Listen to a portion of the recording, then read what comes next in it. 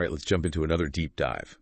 Today, we're heading over to the Sahel region in Africa. Okay. Specifically, Burkina Faso, Mali, and Niger. Yeah. You sent over some really interesting YouTube videos on, recent events and analysis there. And I think our mission today is to kind of unravel how these countries are reshaping their place in the world. Yeah. How they're dealing with terrorism and how they're working towards economic stability. Exactly. We've got accusations of France kind of meddling in the region. A really interesting rejection of aid from the IMF. It's fascinating. And this whole new alliance that's popping up. Yeah, I mean, it really is remarkable how these countries are, pushing back and trying to change the narrative and not kind of accept the roles that they've been given on the global stage. Yeah, absolutely. It was really simple. So let's start with Burkina Faso. Okay. Ibrahim Traoré. He's the leader there. And he's making some pretty bold accusations against France. Right. He's claiming that France is secretly operating military bases in Benin. Yeah.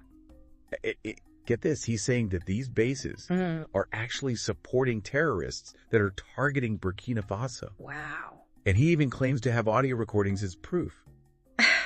That's pretty intense stuff. Yeah, that's serious. Yeah. Especially given the history of France in the region. Right. I mean, obviously France denies it. Right. So they're saying they only have 5 permanent bases across the entire continent.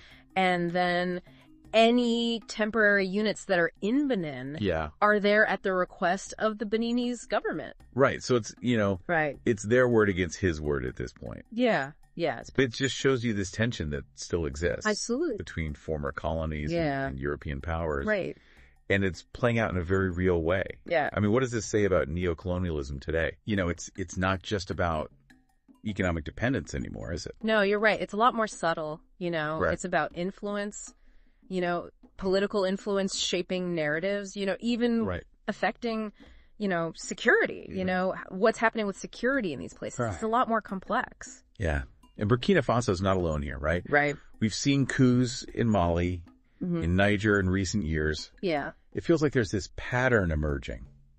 It does, almost like a conscious effort to, sort of shift the balance of power. This deliberate move away from traditional Western allies. And they formed this alliance of failed states.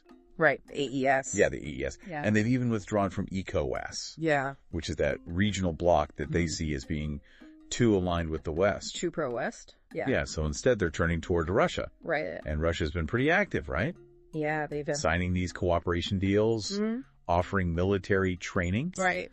It's almost like they're filling a void left by the West. Yeah, Russia definitely sees this as an opportunity. Right. To increase their influence, It's like the Sahel is becoming this new, geopolitical battleground. Right. But, some might say that this is just classic power politics playing out. Right.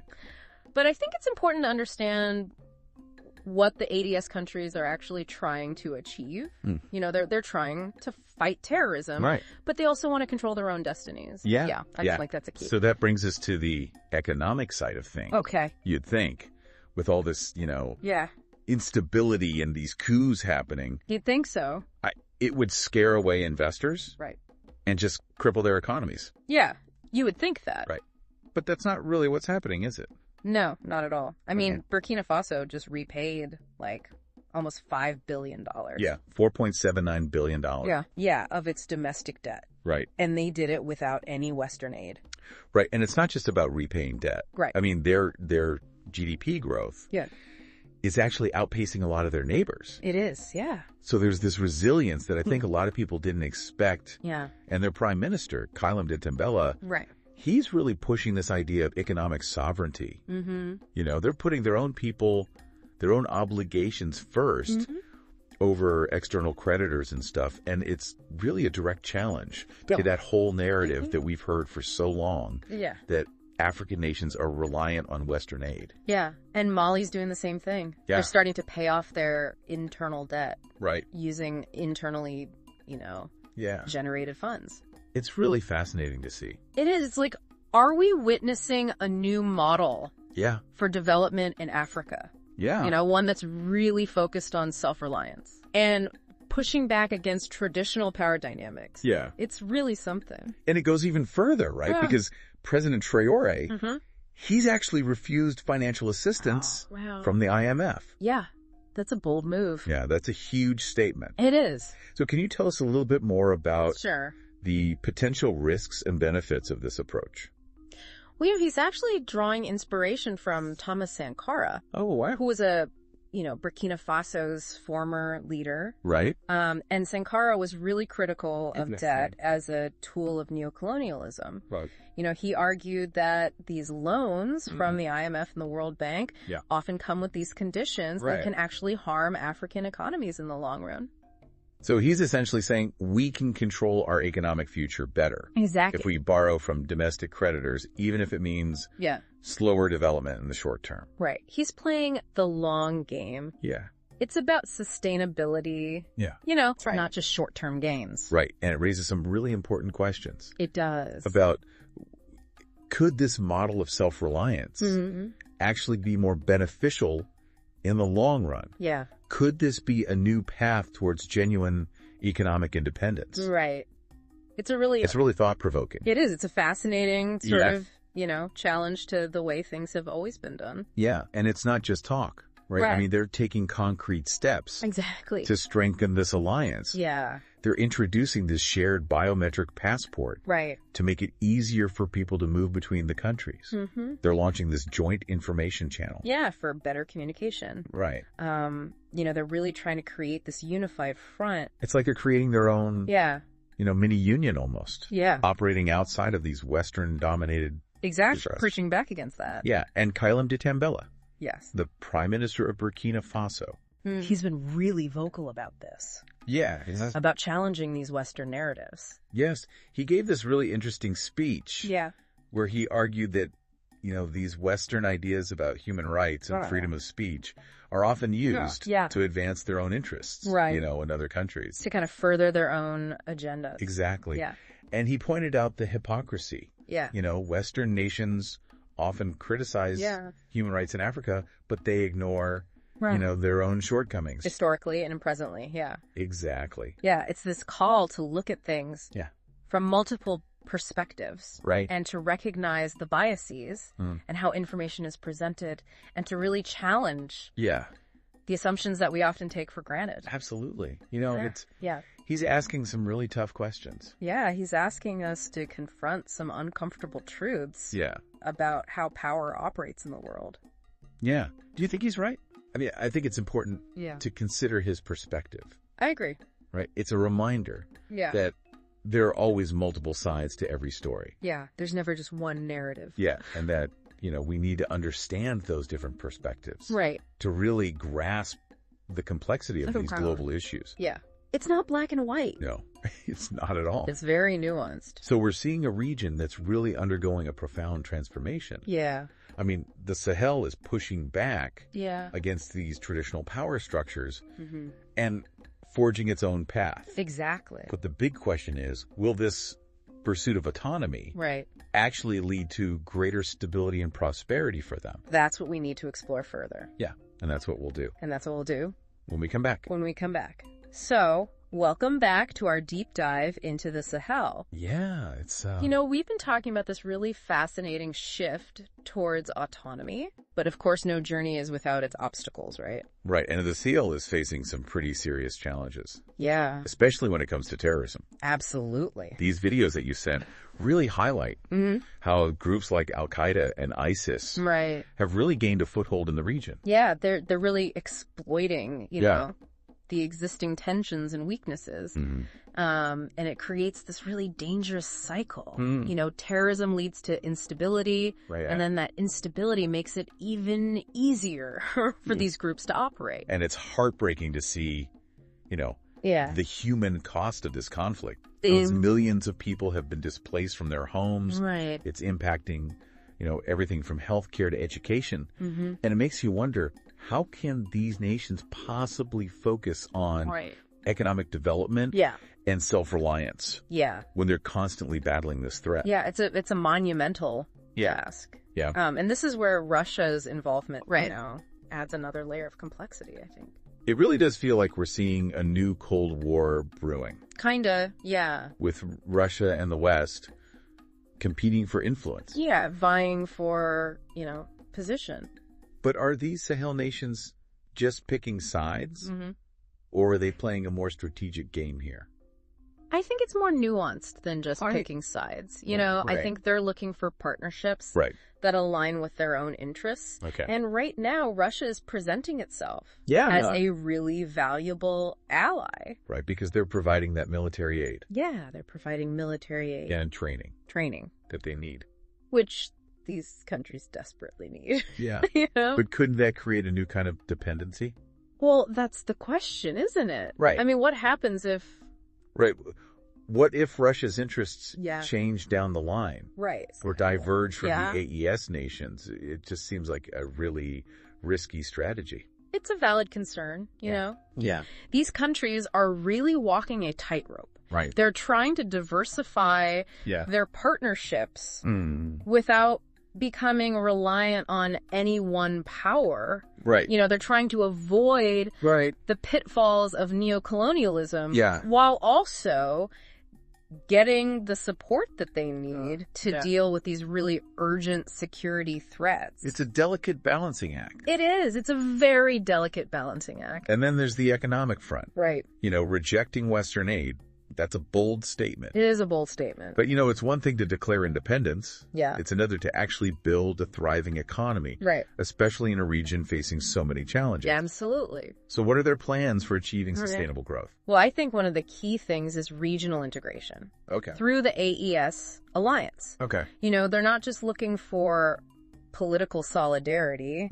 They want to create a stronger economic bloc. So like we were saying before, strength in numbers. Exactly, strengthen numbers. The common passport and that shared information channel are early steps in that direction. They are. It's all about, facilitating trade movement of people, boosting their collective economic power. Exactly. They're also focusing on responsible development of their natural resources. Right. Burkina Faso has gold and cotton. Mm-hmm.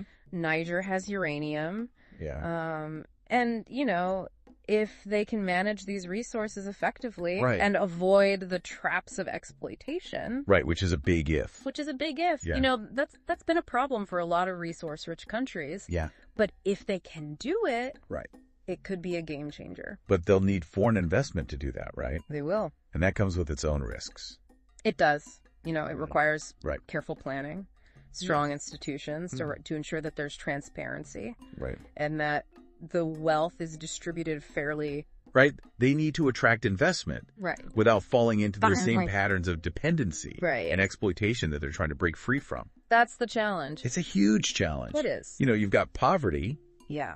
Drought, limited infrastructure, lack of access to global markets. Right. What makes them think that they can succeed? Right. Where so many others have struggled. Well, I think part of it is a change in mindset. Okay. They're moving away from this idea. Right. That development has to follow a Western model. Okay. They're looking to leverage their own strengths, their own resources, their own cultural values. They're rewriting the rules of the game. In a way, yes. And they're doing it with this real sense of urgency and determination. Right. They're not content to just be passive recipients of aid or pawns in some global power struggle. Right. They want to be in control. They want to be in the driver's seat. Yeah. This spirit of self-reliance is really inspiring. It is. But can they turn this vision into reality? Yeah. I mean, what do you think are the biggest hurdles that they face? Well, corruption is a big one. Right. That's something that's plagued a lot of African nations. Right. And it can really undermine even the best intentions. Yeah. So building strong, transparent institutions, that's going to be crucial. Yeah. And then there's the issue of... internal divisions. Right. Like ethnic conflicts. Political rivalries. Right. The AES nations need to find a way to foster unity and cooperation. Within their own borders. Within their own borders, even as they're forging this new path together. Right. And make sure that everyone benefits. Exactly. Not just a select few. Yeah, it's a monumental task. It sounds like it. It is, but as we've seen, they're not afraid of a challenge.